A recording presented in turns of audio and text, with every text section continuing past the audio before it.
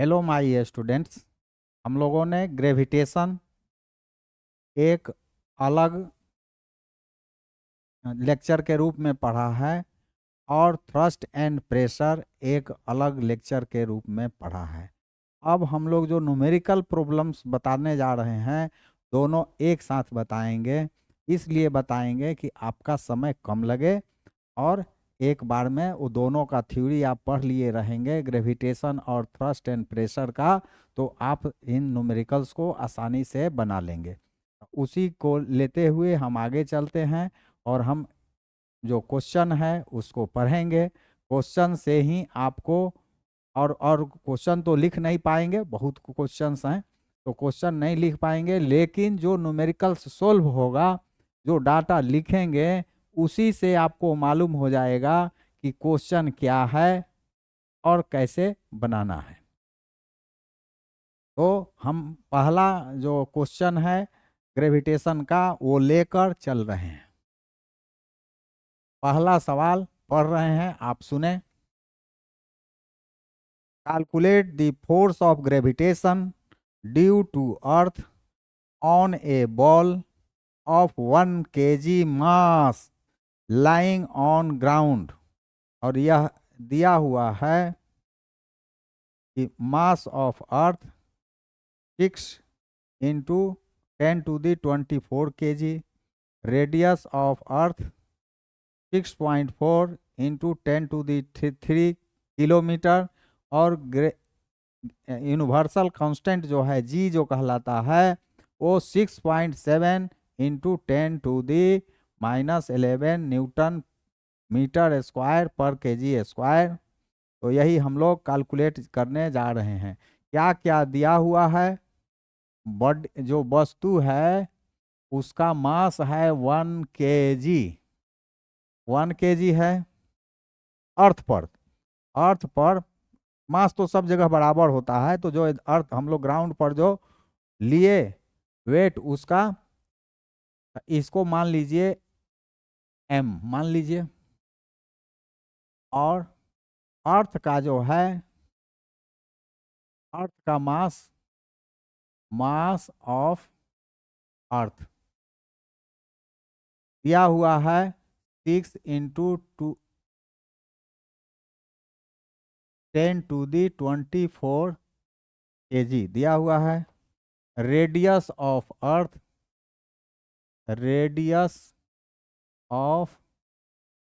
अर्थ दिया हुआ है 6.4 इंटू 10⁻3 किलोमीटर, और ग्रेविटेशनल कांस्टेंट जो कहलाता है जी वो है 6.7 इंटू 10⁻11 न्यूटन मीटर स्क्वायर पर kg square.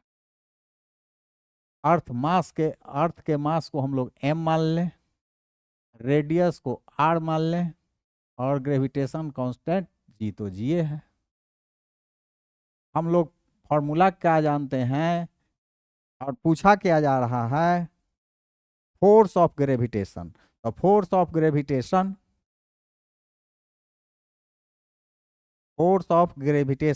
F, force of gravitation F पूछा जा रहा है। फोर्स ऑफ ग्रेविटेशन F पूछा जा रहा है। फॉर्मूला आप जानते हैं जो ग्रेविटेशनल लॉ हम लोग पढ़े हैं, न्यूटन्स ग्रेविटेशनल लॉ, उसमें हम लोग फार्मूला पैदा किए थे जी m1 m2 by r square, यही पैदा किए थे।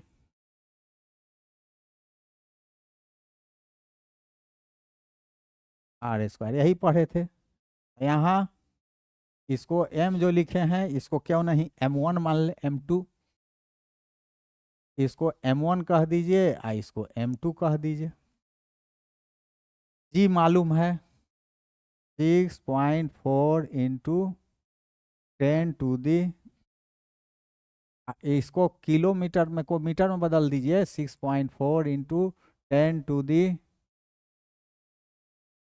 मीटर हो जाएगा। 1000 मीटर का किलोमीटर होता है तो 1000 से गुना करेंगे 10⁶। m1 है 1 और m2 है 6 × 10⁴ बाई r स्क्वायर। r कितना है 6.4 × 10⁶ स्क्वायर।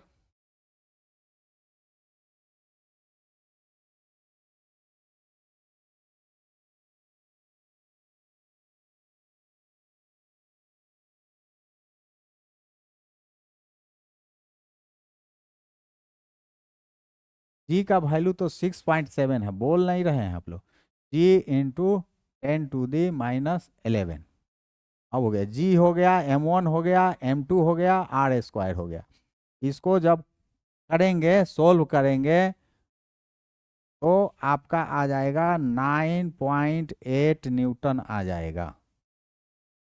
काट कूट करेंगे तो 9.8 आ जाएगा न्यूटन। अब हम लोग दूसरे सवाल पर आते हैं, दूसरे क्वेश्चन पर आ रहे हैं। दूसरा क्वेश्चन क्या है?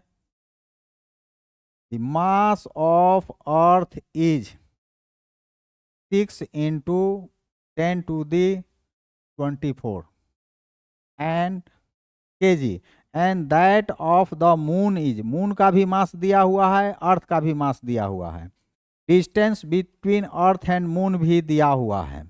तो इन दोनों के बीच calculate the force exerted by earth on the moon. क्या क्वेश्चन है, पढ़ दे रहे हैं। Mass of earth is 6 × 10⁻24 kg and that of the moon is 7.4 × 10⁻22 kg। दोनों का मास हो गया, अर्थ और मून का। If the distance between earth and moon is 3.84 × 10⁵ kilometre, calculate the force exerted by earth on the moon. कितना force लग रहा है? जी का वैल्यू भी दिया हुआ है 6.7। मास of earth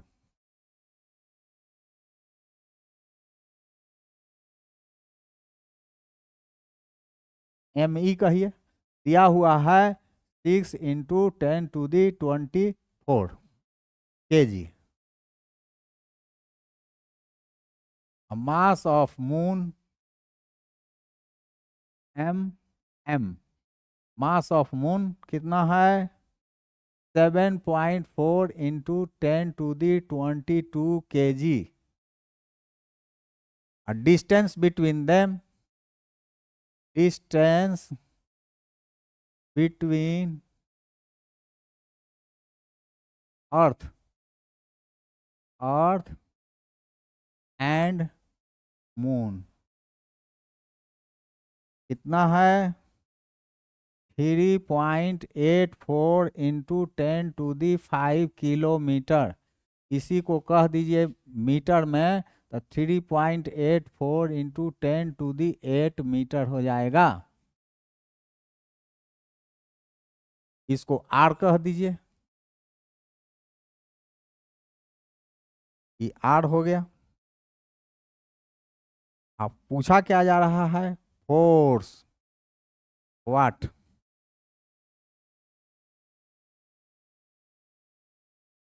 by exerted by earth.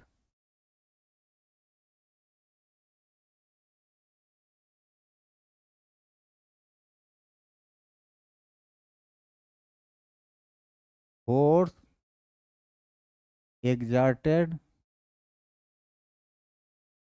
Bye earth, और जी हो जाएगा 6.7 × 10⁻20 न्यूटन। अब ये एफ मालूम करना है। एफ का फॉर्मूला हम लोग जानते हैं, जी m1 m2 पाई दोनों के बीच के दूरी का स्क्वायर। तो जी का वैल्यू दिया हुआ है 6.7 × 10⁻ -11 होता है। न्यूटन मीटर स्क्वायर पर केजी स्क्वायर। M1 ये है, इसको M1 कहिए, इसको M2 कहिए। M1 6 × 10⁻24, M2 7.4 10⁻22 बटे 3.84 10⁸ दी होल स्क्वायर। और इसको जब हम लोग सोल्व करेंगे और काटेंगे तो आएगा 2.01 × 10⁻20 Newton. Force between earth and moon बहुत बड़ा फोर्स होता है, और इसी फोर्स के चलते मून जो है अर्थ के चारों ओर घूमता है। अब हम लोग अगला सवाल बनाने जा रहे हैं। Calculate the value of acceleration due to gravity on the surface of moon. Calculate the value of acceleration due to gravity acceleration at moon के पास कितना, यही कैलकुलेट करना है। मास ऑफ मून क्या है? Mass of moon 7.4 × 10⁻22 kg। Radius क्या है? Radius of moon 1740 kilometre. ये हो जाएगा 1740 × 1000 मीटर। और जी का वैल्यू सब जगह वही लिख रहा है, 6.7 × 10⁻11 न्यूटन मीटर स्क्वायर पर केजी स्क्वायर। तो इसके लिए हम लोग फार्मूला निकाल चुके हैं। कहीं भी जी निकालना है वहाँ जी लिखेंगे, और जो मास है एक ऑब्जेक्ट का वो लिख लेंगे, और आर का स्क्वायर कर देंगे। जी का वैल्यू हम लोग को मालूम है 6.7 × 10⁻11, और मास इसका मालूम है 7.4 × 10⁻22 kg Gm/r²। 174,000 होल। ये जब हम लोग करते हैं तो इसका वैल्यू आ जाता है 1.63 न्यूटन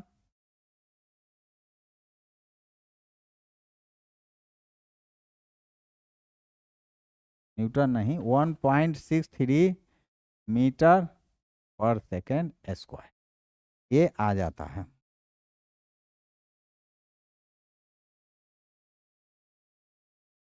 तो आपको ग्रेविटेशन मिल गया, ग्रेविटेशनल एक्सेलरेशन एट मून मिल गया। अब अगला सवाल हम लोग देखें।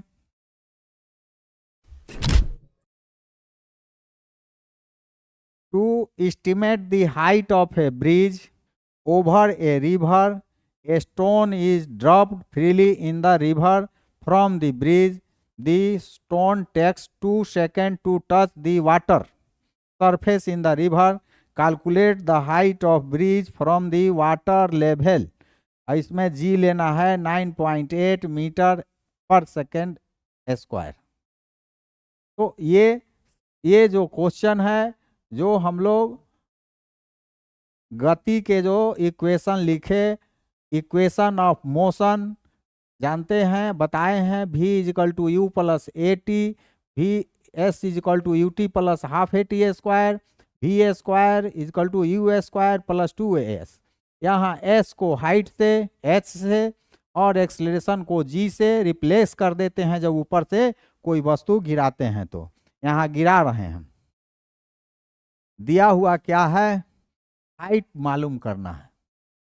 हाइट मालूम करना है, पुल पर से कोई चीज गिरा रहे हैं, एक स्टोन गिरा रहे हैं और पानी के सरफेस पर कितनी सेकंड में जाता है, तो टाइम दिया हुआ है 2 सेकंड में जाता है। 2 सेकंड में गिर जाता है, चल जाता है।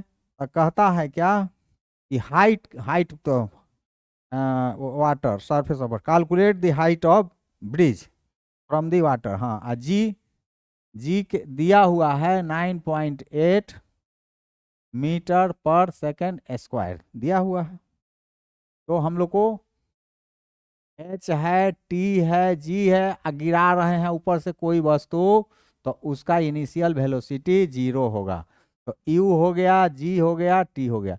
एक फार्मूला हम लोग जानते हैं, h is equal to u t plus half g t square.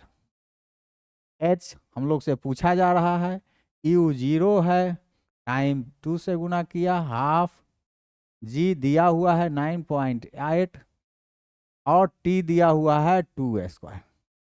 a तो 0 हो गया,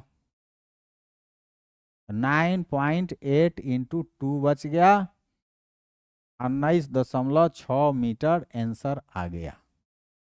यही हाइट है पुल से लेकर पानी के सरफेस तक का। तो आप थ्योरी चूंकि पढ़े हुए हैं बढ़िया से, इसलिए सवाल को आसानी से बना पा रहे हैं। नहीं पढ़े रहेंगे तो नहीं बना पाएंगे, चाहे लाख मुड़ी पटक के रह जाएं, कतनो करेंगे नहीं आएगा। देखिए, एक सवाल बनाने में मैक्सिमम आपको लगना चाहिए आधा मिनट से 1 मिनट। हम तो बोल रहे हैं, क्वेश्चन पढ़ रहे हैं और बना रहे हैं। बोलने में जो समय लगे, बनाने में आप देखते होंगे कि बहुत कम समय लग रहा है।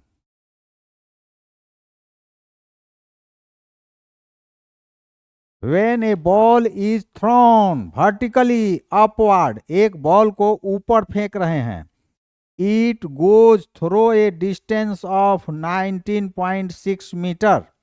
Find the initial velocity of ball, माने फेंकते समय, and the time taken by it to rise to the highest point, है ना। दिया हुआ कि हाईएस्ट पॉइंट तक जाने में कितना लगेगा। हाईएस्ट पॉइंट क्या होता है, फेंके कोई वस्तु, जाते जाते एक ऐसा पॉइंट आएगा, उसके बाद वो ऊपर नहीं जाएगा, वहां रुक जाता है और नीचे गिर जाता है।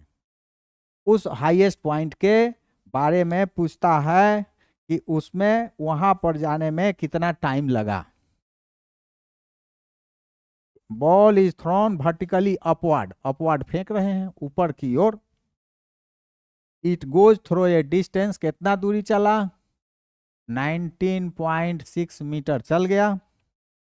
इनिशियल वेलोसिटी पूछ रहा है, क्या है, फेंका गया नीचे से। और टाइम पूछ रहा है कि कितना लगा, टाइम कितना लगा मैक्सिमम पॉइंट पर जाने के लिए, मतलब जहां भी 0 हो गया। तो ये सवाल जो है, आपको क्या क्या मिल गया, U है, T है, H है और एक G भी तो है, G भी दिया हुआ है 9.08 मीटर पर सेकेंड स्क्वायर, G भी मिल गया है। तो एक relation G T U H से रिलेशन है, H is equal to u t plus half a half g t square. H दिया हुआ है 19.6, U हमको नहीं मालूम है,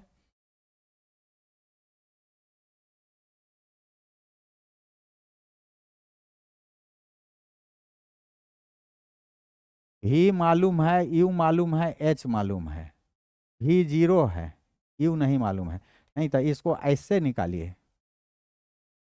H भी मालूम है, ऐसे निकालिए। V square is equal to U square, चूंकि ऊपर फेंक रहे हैं तो 2GH, वेलोसिटी हमारा तो 0 है अंतिमवा, शुरू वाला नहीं मालूम है तो यू स्क्वायर ही लिख दें। 9.8 एच 19.6 और यू स्क्वायर बराबर इधर आ गया माइनस में तो इधर माइनस, यहाँ 19.6 गुने 19.6 तो यू आ गया 19.6 मीटर पर सेकेंड। इनिशियल वेलोसिटी मिल गया। यहाँ पर ये फार्मूला लगता, यहाँ ये formula we know that, formula जब लिखिए तो नो दैट जरूर लिखिए। एक चीज मिल गया, इनिशियल वेलोसिटी जो पूछा गया था। अब पूछा रहा जा रहा है कि टाइम कितना लगा, टाइम। तो टाइम के लिए हम लोग जानते हैं v is equal to u minus a t a minus g t. U v तो 0 है, यू हमको मिल गया 19.6 माइनस जी है 9.8 टी माइनस 19.6 बराबर 9.8 टी।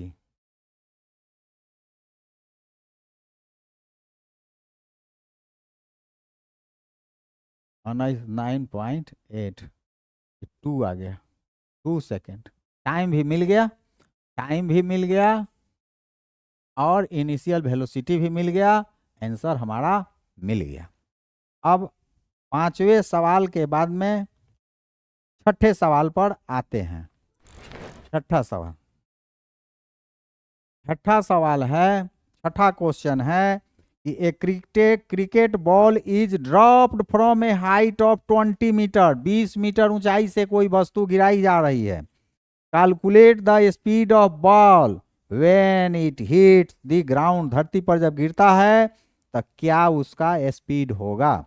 दूसरा, calculate the time it takes to fall through its height, कितना टाइम लगा। वही सवाल है जो 5 हम लोग बनाए हैं, ठीक उसी तरह का सवाल है। तो हाइट दिया हुआ है 20 मीटर और कैलकुलेट करना है पहला ए में speed of ball, speed of ball when it hits the ground, when it hits the ground. मान लीजिए कि यह धरती पर जब करता है तो उसका वेलोसिटी भी मान लीजिए, चूंकि ऊपर से गिराया जा रहा है तो इनिशियल वेलोसिटी 0 होगा। अब यहां हम लोग को भी मालूम करना है, find the speed of ball, calculate, calculate. G का मान भी दिया हुआ है, जी का मान है 10 मीटर पर सेकेंड स्क्वायर। अब आइए, भी मालूम है, यू है, जी है, एच है, वही फॉर्मूला लगाइए, v square is equal to u square plus 2GH।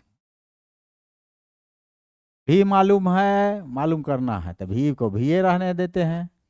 You 0 है, 2 है, जी 10 है, हाइट 20 है, तो v square is equal to 20 into 20 मतलब 20 स्क्वायर, भी स्क्वायर इज इक्वल टू, तो भी इज इक्वल टू 20 हो जाएगा कि नहीं, 20 मीटर पर सेकेंड हो गया भी। अब इसी तरह टाइम पूछ रहा है तो टाइम भी आपको 2 सेकेंड आ जाएगा। कैसे 2 सेकेंड आ जाएगा, v is equal to u plus GT होता है, अभी हमारा 20 आ गया, यू 0 है, जी 10 है तो टी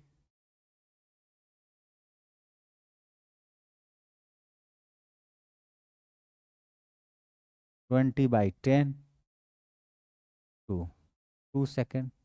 यहाँ बस वही जो सवाल था पांचवा, वही सवाल छठा भी है।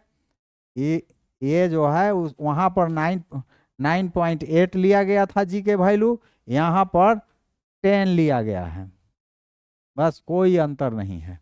सातवां सवाल, a ball is thrown up with a speed of 15 metre पर second, how high will it go before it begins to fall. कितना देर में कितना ऊंचा जाएगा गिरने के पहले तक, मतलब कि इसका मैक्सिमम हाइट पूछा जा रहा है। इसमें बात को बतंगर बनाया गया है और कुछ नहीं है। स्पीड जो ऊपर फेंके हैं उसका स्पीड क्या है, यू 15 मीटर पर सेकेंड। और कितना हाइट तक ये जाएगा जब वेलोसिटी 0 होगा। जी का वैल्यू हम लोग ले रहे हैं 9.8 मीटर पर सेकेंड स्क्वायर। यही फॉर्मूला लगेगा, v square is equal to u square minus 2GH। भी मालूम है 0 स्क्वायर, यू मालूम है 15 metre, 15 square 2G 9.8 H is equal to 15 square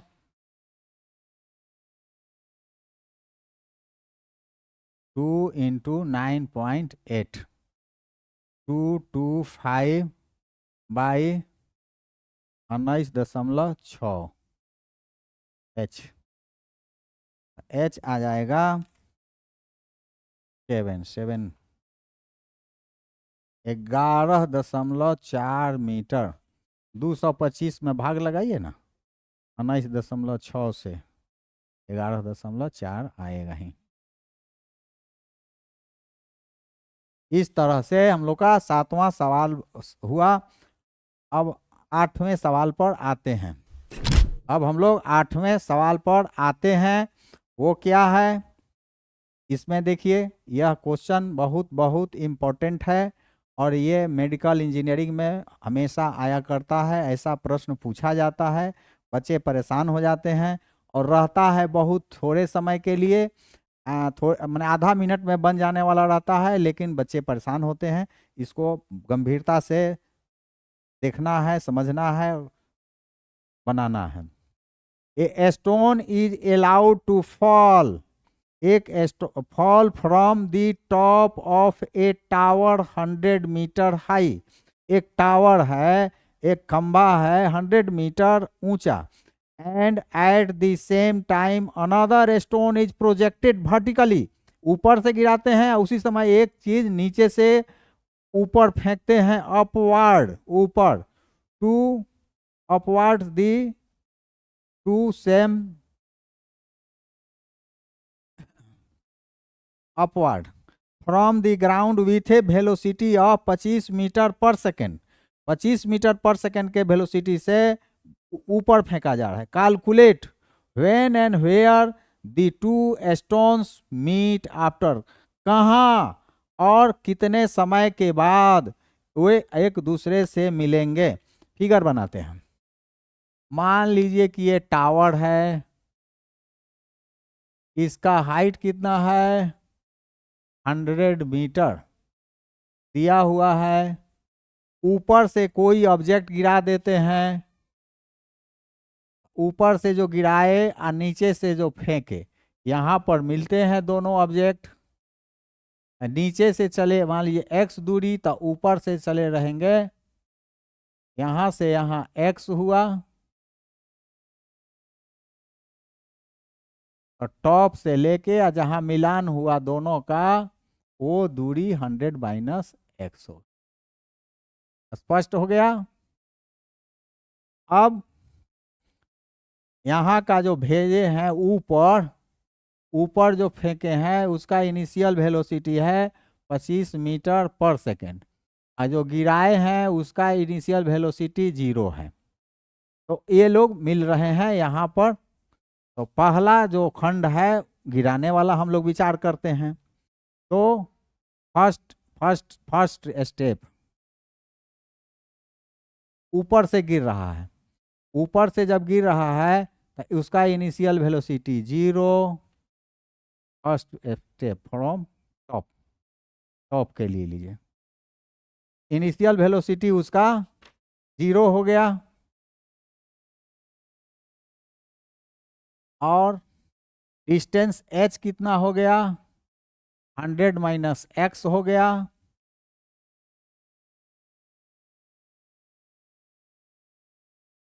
इसके लिए हम लोग लिख दें h is equal to u t plus half g t square.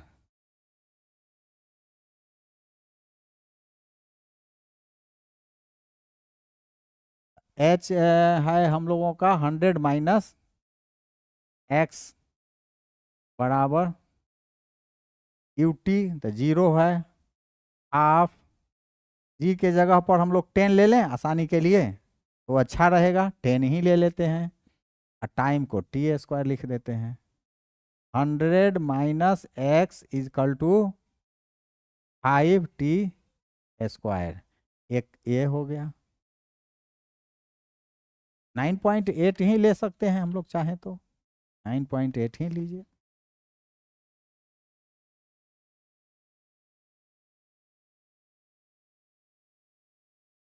Ten लेके चलिए ना, 10 लीजिए, ये 5t स्क्वायर आ गया। और सेकेंड स्टेप जो क्वेश्चन का है, सेकेंड स्टेप नीचे से ऊपर जा रहा है, उसका वेलोसिटी दिया हुआ है u 25 मीटर पर सेकेंड दिया हुआ है। और यहाँ का डिस्टेंस h हो जाएगा x। हम लोग जानते हैं distance is equal to u t plus half g t square. चूंकि ऊपर जा रहा है तो माइनस लगाना पड़ेगा। x is equal to u t minus half g t square, u t minus 5t square हो जाएगा, इसलिए कि g के वैल्यू 10 है, 5t स्क्वायर है। इक्वेशन 2 हो गया। जब 1 और 2 को हम लोग जोड़ते हैं, एडिंग 1 प्लस 2, तब देखिए क्या हो रहा है, लेफ्ट वाले में लेफ्ट को, राइट वाले में राइट को।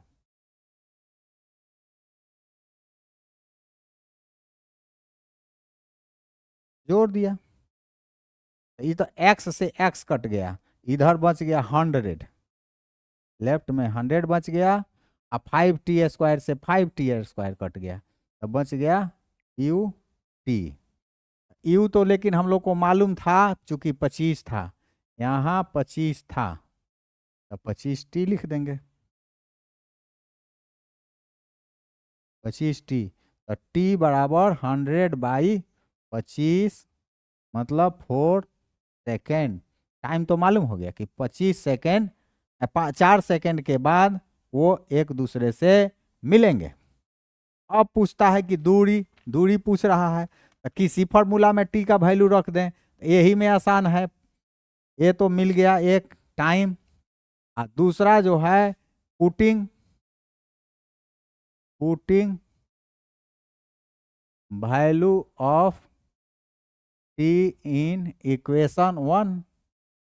इक्वेशन अलजेब्रा में सोल्व करना बहुत जरूरी है। अलजेब्रा को पूरा बनाइए, बिना अलजेब्रा बनाए नहीं होगा। 100 minus x is equal to 5 into t के 4 स्क्वायर, 5 16 माइनस एक्स 80, 100 माइनस 80 बराबर एक्स, एक्स बराबर 20 मीटर।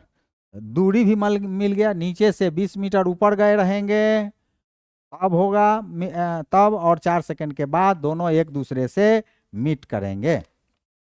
ये हम लोग जान गए, बना लिए। अब अगला सवाल हम लोग बढ़ेंगे। पीछे जो हम क्वेश्चन बताए वो अत्यंत ही इम्पोर्टेंट है, और एक सवाल हम लोग मास एंड वेट से बनाने जा रहे हैं। तो उसके लिए हम लोग पढ़ते हैं कि mass of a body is 5 kg, what is its weight. Mass किसी चीज का 5 kg है तो उसका वेट कितना होगा। तो वेट एक फोर्स होता है, मतलब फोर्स हम लोग को निकालना है। तो मास ऑफ एक बॉडी जो है 5 kg है, और वेट कितना है, व्हाट। वेट के लिए फॉर्मूला आप जानते हैं, weight is equal to mg होता है, mg होता है। वी नो दैट लिख दीजिएगा, जहाँ कोई फॉर्मूला लिखें तो वो वी नो दैट जरूर लिखिए, और तब फॉर्मूला लिखिए, इसमें अच्छा मार्क्स आता है। तो मास हो गया 5 kg, और जी मान लीजिए 10,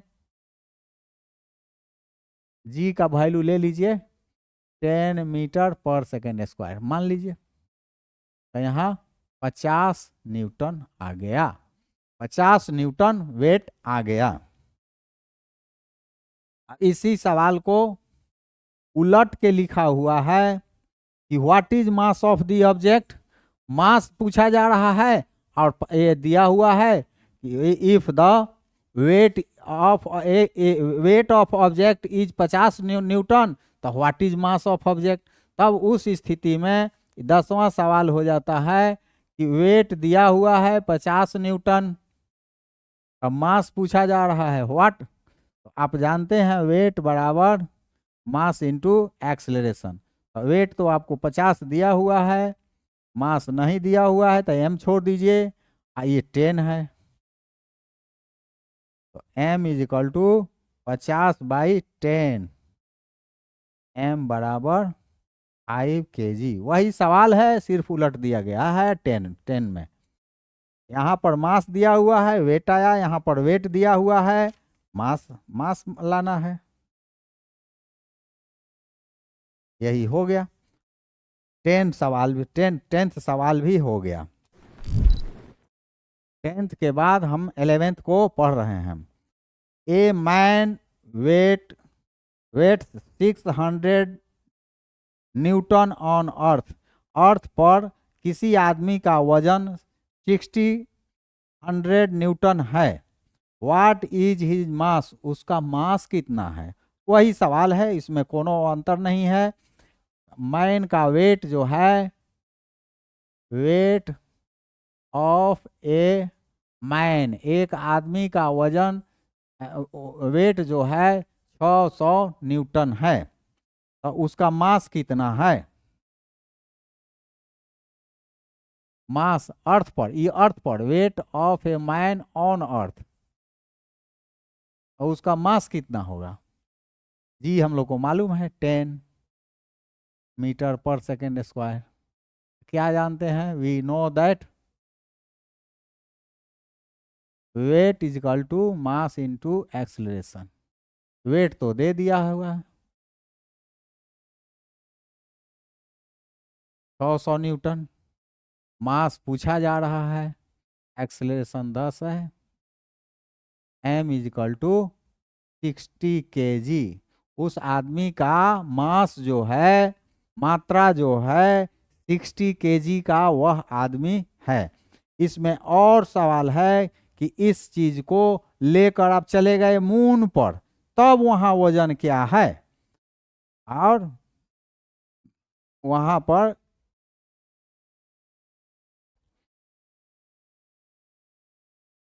इफ जब मून पर पहुंच गए हैं, और तो अर्थ पर है, जब मून पर गए हैं तो मून पर जो था वेट, वेट ऑन मून,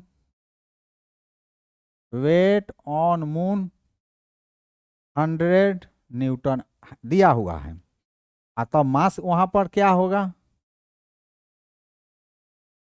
वहां पर मास क्या, तो मास किसी भी चीज का चाहे धरती पर रहे, चाहे चांद पर रहे, चाहे किसी प्लेनेट पर रहे, किसी सैटेलाइट पर रहे, उसका मास हमेशा वही रहेगा। 1 kg का यहाँ है तो वहाँ भी 1 kg का। 60 kg का वो आदमी था तो वहाँ भी 60 kg का ही होगा, उसका मास 60 kg होगा, तो बराबर होता है। तो इसीलिए यहाँ 60 kg आराम से लिख दीजिए। इसी के आधार पर 60 kg ऑन द ग्राउंड था, भाषा में लिख दीजिए कि the mass of a man is 60 kg on ground, it will be same on the moon, इसलिए that is why mass of that man is 60 kg on moon. तो आपने moon पर ये भी एक आंसर मालूम कर लिया कि मून पर भी उनका 60 kg वजन आएगा। अब पूछा जा रहा है कि मून का पर एक्सलेशन कितना होगा, मून पर उनका एक्सलेशन कितना होगा। अब देखिए, वेट 100 है, W = mg होता है, आप जानते हैं। तो वेट 100 है, मास 60 है, तो जी देख लीजिए,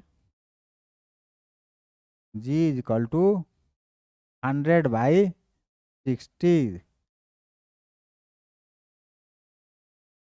1.10 में 6 से भाग लगाएंगे तो क्या हो जाएगा, बल्कि 5 में लगा दीजिए, ये ऊपर 5 हो गया और नीचे 3 हो गया, 5/3।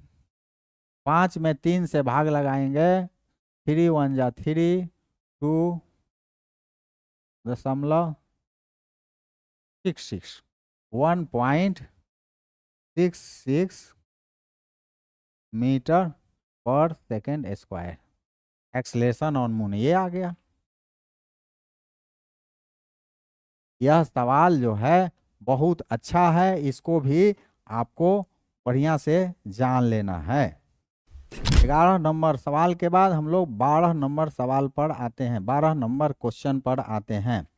ए mass of 100 kg is put to an object of area 2 metre square, calculate the pressure, calculate the pressure. यह क्वेश्चन बहुत सुंदर है, यह प्रेशर का है, थ्रस्ट एंड प्रेशर जो हम लोग पढ़े थे उसी का सवाल, उसी का यह क्वेश्चन है। मास कितना है ऑब्जेक्ट का, 100 kg, और ये ऐसा वस्तु पर रखा गया जिसका एरिया है 2 मीटर स्क्वायर।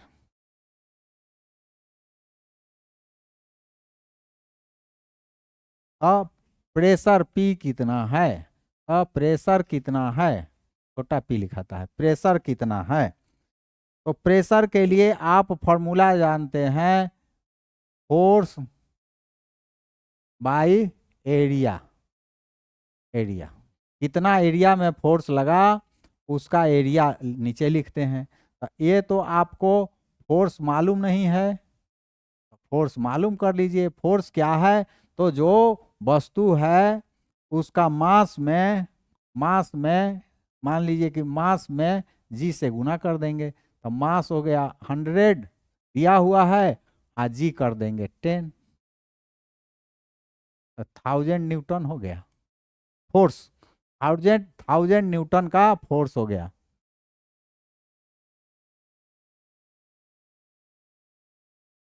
और एरिया दिया है 2 मीटर स्क्वायर, अब हो जाएगा 500 आ जाएगा, 500 न्यूटन पर मीटर स्क्वायर, मतलब 500 पास्कल। ये आ गया प्रेशर, न्यूटन पर मीटर स्क्वायर को ही पास्कल कहते हैं। यहाँ पर मेन जोर देने की बात है कि मास में मत भाग लगाइए, मास को पहले फोर्स में बदल दीजिए। फोर्स क्या है, तो वेट, मास से वेट निकालिए, वेट वेट वेट वेट जो है वही फोर्स बन जाता है, वही फोर्स दबाता है उस सरफेस को, तो आप पहले उसको वेट में चेंज कर लीजिए, तो आपको फोर्स मिल गया। फोर्स बाय एरिया, फोर्स मतलब वेट कह दीजिए, वेट ऑफ ऑब्जेक्ट। फोर्स के बदले में आप लिख सकते हैं वेट ऑफ ऑब्जेक्ट, फोर्स ही लिखिए, वेट ऑफ ऑब्जेक्ट लिखिए, जो मन करे। ये सवाल हो गया 12 नंबर। 12 नंबर में जो मार्केबल पॉइंट था, मास को वेट में बदल देना था, तभी वह फोर्स कहलाएगा। 12 के बाद हम लोग 13 नंबर सवाल पर आते हैं। 13 नंबर सवाल पर आते हैं। 13 नंबर सवाल है कि a rectangular wood block of mass 4 kg, mass कितना है वुड ब्लॉक का 4 kg, and length breadth height of this wooden block are 50 centimetre, 25 centimetre and 10 centimetre respectively. Find the pressure on the table top, table top पर क्या pressure होगा when wooden block is kept with its surface measuring 50 into 20 centimetre on the table.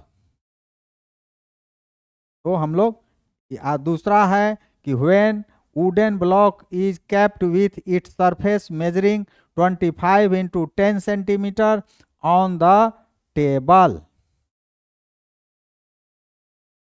एक rectangular wooden block है, उसका मास कितना है 4 kg, और इसके लिए जी 10 मान लीजिए, लेट मान लीजिए। और कहता है कि उसका जो लेंथ है 25, लेंथ जो है 50 सेंटीमीटर है, ब्रेड्थ जो है 25 सेंटीमीटर है, और thickness, length breadth and height, height जो है 10 सेंटीमीटर है। अब प्रेशर पूछा जा रहा है, व्हाट, कंडीशन क्या है। पहला में कंडीशन है कि वुडन ब्लॉक का जो एरिया है, wooden block is kept with it surface measuring 50 centimetre into 25 centimetre. इसको हम लोग मीटर में बदल लेंगे, 0.5 इंटू 0.25 मीटर। एरिया ये कहलाएगा। एरिया कितना आ गया 0.125 मीटर स्क्वायर आ जाएगा। 25 पचे 125, 125 ये आ जाएगा। 0.125 मीटर स्क्वायर एरिया आपको मिल गया। अब मास आपको मालूम है तो वेट भी तो मालूम हो जाएगा। 4 इंटू 10 40 न्यूटन।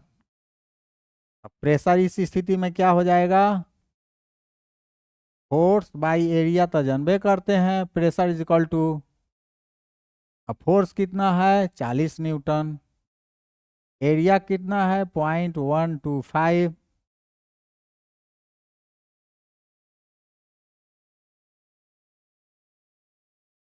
चालीस, 1 2 3 125, ये आ जाएगा 320 न्यूटन पर मीटर स्क्वायर आ जाएगा। भाग लगाएंगे तो आ जाएगा। अब दूसरा है बी बात, वही चीज है और कुछ नहीं है, इसमें भी एरिया निकाल लेंगे और वही काम कर देंगे। इसका एरिया बी वाला में एरिया जो है 25 है सेंटीमीटर इंटू 10 सेंटीमीटर।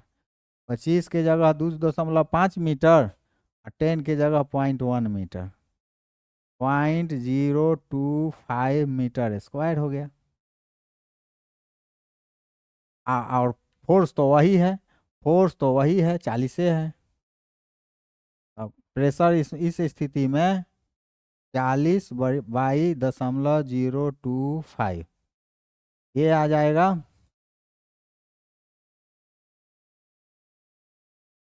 40 1 2 3 भागा 25, 25 तो 25 से आ गया, 15, 30 छक 150,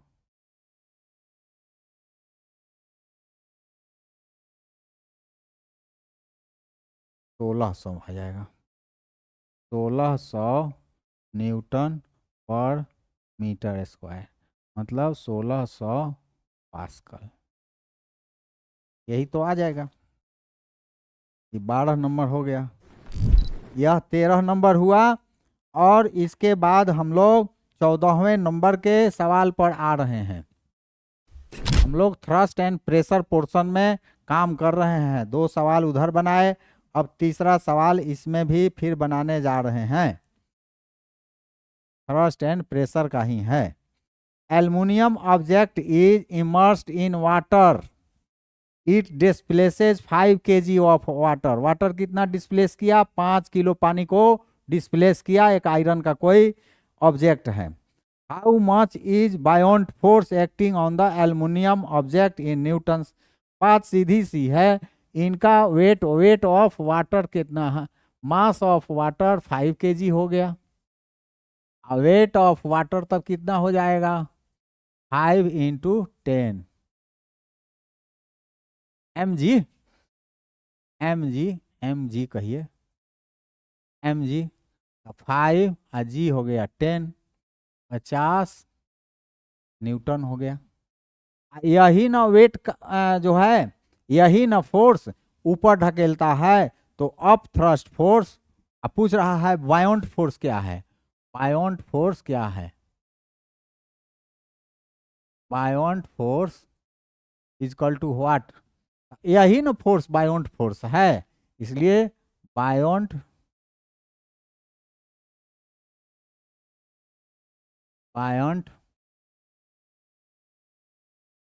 फोर्स 50 न्यूटन हो गया, यही आंसर हो गया। थ्योरी पढ़े रहेंगे, कोई भी क्वेश्चन बनाने में आपको कोई दिक्कत नहीं होने जा रहा है। अब हम लोग आगे बढ़ते हैं। Mass of 2 MQ of steel is 15,600 kg, 15,600 kg है। Calculate the density of steel in SI unit. SI unit में डेंसिटी को कैलकुलेट कीजिए। मास कितना है? लोहे का जो स्टील जो है उसका मास कितना है? 2 MQ है। और नहीं, 2 MQ स्टील, MQ 2 MQ जब स्टील है तो मास थोड़े है, वो वॉल्यूम ना है, अब वॉल्यूम हो गया 2 MQ। और स्टील का मास कितना है? 15,600 kg। डेंसिटी कितना है? आप फॉर्मूला जानते हैं, डेंसिटी इन SI यूनिट कहता है। SI यूनिट में तो आपको सब दिया ही हुआ है, तो अब क्या करना है? आप डेंसिटी के लिए फॉर्मूला जानते हैं, D = m/v। m है 15,600, v है 2। अब आएगा कितना D का वैल्यू? 2 7 14 2 8 16 00 7800 kg पर MQ, यही तो आया, यही आ गया density of steel. Density of steel पूछा गया था। हो गया 16 नंबर। अब हम लोग 16 नंबर देख रहे हैं। Relative density of silver is 10.8। Relative density का यूनिट नहीं होता है, इसीलिए 10.8 लिख दिया गया। इफ द, इसके साथ कोई यूनिट नहीं जोड़ा गया 10.8 के साथ। If the density of water be 1 × 10⁻³ kg per MQ, calculate the density of silver. तो उस सिल्वर का डेंसिटी कितना होगा? तो आप रिलेटिव डेंसिटी का फार्मूला भी जानते हैं। रिलेटिव डेंसिटी ऑफ सिल्वर कितना है, 10.8 गिवन है, और डेंसिटी ऑफ वाटर ये गिवन है 1 × 10⁻³ kg/m³ दिया हुआ है। अब आपको डेंसिटी ऑफ सिल्वर कितना होगा, आप फॉर्मूला क्या जानते हैं, relative density is equal to density of silver by density of water. जो चीज रहे उसको ऊपर में लिखते हैं, वाटर हमेशा नीचे लिखते हैं। वाटर में कोई समझौता नहीं, वाटर हमेशा नीचे लिखा जाएगा। तो हम लोग को रिलेटिव डेंसिटी दिया हुआ है 10.8 और डेंसिटी ऑफ सिल्वर जो है और डेंसिटी ऑफ वाटर 10⁻³ है। डेंसिटी ऑफ सिल्वर, अब डेंसिटी ऑफ सिल्वर 10.8 इंटू कितना क्यू,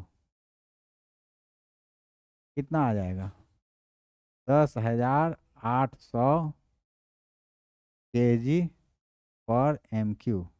यही आ गया सिल्वर का डेंसिटी आ गया। अब अंतिम सवाल, अंतिम सवाल है 17। इतना बना लेंगे तो मैक्सिमम क्वेश्चन आप बना लेंगे। और इसके बाद एक हम चलाएंगे कि सब न्यूमेरिकल्स जितने हैं एनसीईआरटी का उसको अलग से बनवाएंगे after completing total physics of class 9। Volume of A solid of mass 500 ग्राम, 500 ग्राम की एक सॉलिड है, उसका वेट उसका जो वॉल्यूम है 350 सेंटीमीटर क्यूब है। What will be the density of solid, उस सॉलिड का डेंसिटी क्या होगा। What will be density of solid. अब हम लोग चलें, वॉल्यूम कितना है 350 सेंटीमीटर क्यूब, मास कितना है 500 ग्राम। अब पूछा जा रहा है क्या, पहला में what will be the density of solid, density of solid क्या है, डी बराबर वाट, क्या हो गया। यहाँ वॉल्यूम भी आपको मालूम हो गया। तो इस स्थिति में आपको डेंसिटी मालूम करना है। तो डेंसिटी के लिए होता है m/v, density is equal to होता है m/v। तो मास तो आपको मालूम है 500 ग्राम, अभी मालूम है 350। तो जब भाग लगाएंगे 500 में 350 से, तो 50/35, फिर ऊपर आ जाएगा 10/7, इसका वैल्यू आ जाएगा 1.42 kg/cm³। डेंसिटी मिल गया आपको।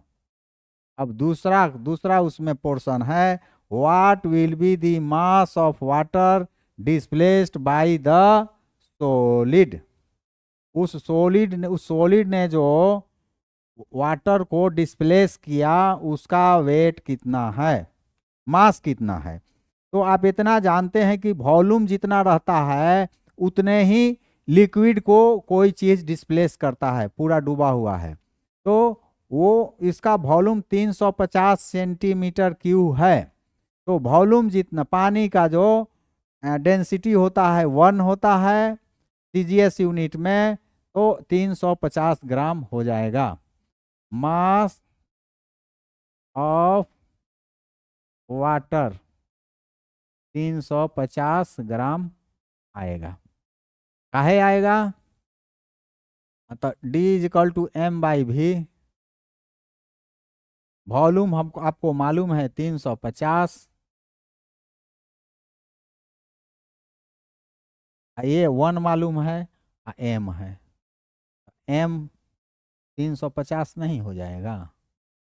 डेंसिटी पानी का सीजीएस यूनिट में 1 होता है, यही 1 रखा है, ऊपर में m, नीचे 350, m को छोड़ दिए, 350 को उसमें ला दिए, 350 ग्राम आ गया, 350 ग्राम आ गया। अब अगला है what will be the relative density of solid. की रिलेटिव डेंसिटी ऑफ सॉलिड कितना है? तो आप जानते हैं रिलेटिव डेंसिटी बराबर होता है density of material by density of water. Density of मान लीजिए solid by density of water. Solid का कितना है डेंसिटी? 1.42 आपने कैलकुलेट कर लिया है, अब पानी का 1 होता है तो 1.42 ये आ गया। इसका कोई यूनिट नहीं रखेंगे क्योंकि यूनिट तो ऊपर वाले नीचे वाले का कैंसिल हो जाएगा, तो हो गया। अब डी है, डी इसका डी पोर्शन जो है पूछता है कि विल इट फ्लोट और सिंक इन वाटर। पानी में यह जो वस्तु है फ्लोट करेगा कि डूबेगा?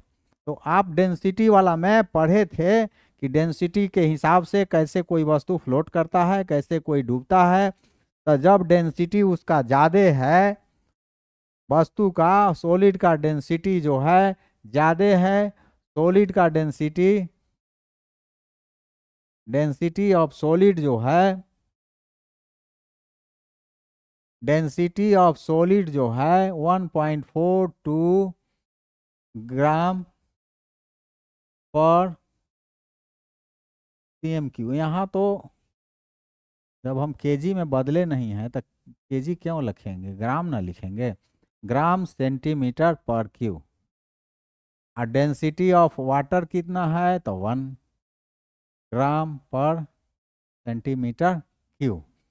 तो यही ना होता है। इसका इसका डेंसिटी जो है सॉलिड का ज़्यादा है और पानी का कम है, तो जब पानी का कम है तो वो ऑब्जेक्ट डूब जाएगा, सिंक कर जाएगा। इस तरह से हम लोगों का ग्रेविटेशन, थ्रस्ट एंड प्रेशर का न्यूमेरिकल प्रॉब्लम समाप्त होता है।